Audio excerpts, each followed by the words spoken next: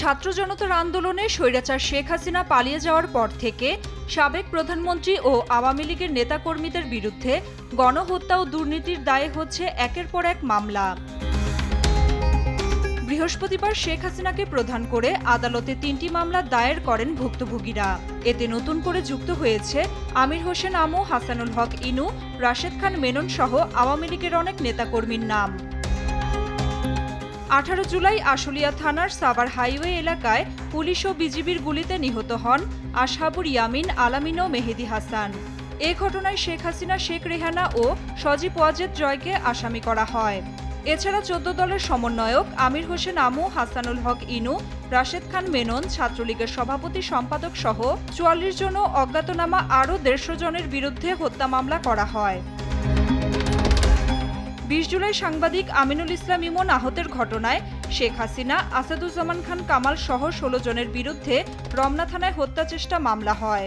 রবিউল ইসলাম নয়ন এবং এই সাংবাদিক আমিনুল ইসলাম ইমন, যিনি ছাত্রদল ঢাকা মহানগর পূর্বে সাবেক সহসভাপতি, ওনারা একই জায়গায় মালিবাগ রেলগেটে রাত 8:30টায় অবস্থান করছিলেন। মালিবাগ রেলগেটে তখন ডিবি দুটি মাইক্রোবাস তাদেরকে ওই বহনকারী মোটরসাইকেলে আঘাত করে 8-10 জন একসাথে নেমে ফায়ার করা শুরু করে।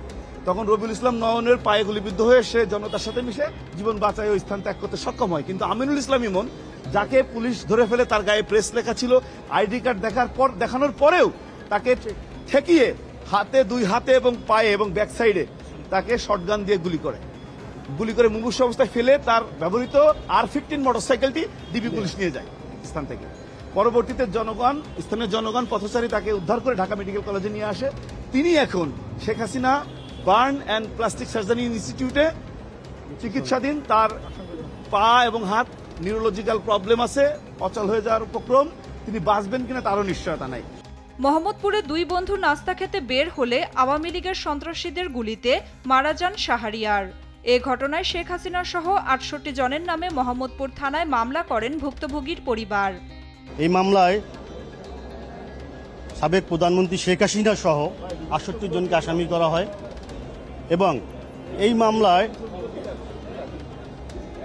বাদীর বন্ধু শাহরিয়া সে ঘটনাস্থলে নিহত হয় এবং ওখানকার এই বৈষম্য ছাত্রবিরোধী আন্দোলনের সময় স্থানীয় কিছু আওয়ামী লীগের সন্ত্রাসীরা এবং বিভিন্ন পদপদবীধারী আওয়ামী লীগের সংগঠনের তারা হত্যাকাণ্ডের সাথে জড়িত ছিল এবং তারা সশরীরে উপস্থিত হয়ে এই হত্যাকাণ্ড ঘটিয়েছে। এছাড়া যাত্রাবাড়ি থানায় ওবায়দুল কাদেরকে প্রধান করে 6 জনের বিরুদ্ধে মামলা হয়। এদিকে মতিঝিল থানায় এসিকে প্রধান করে 20 জন পুলিশ ও আওয়ামী লীগের নেতাকর্মীদের নামে মামলা করা হয়। নাফিয়া ফারজানা, দেশ টিভি, ঢাকা।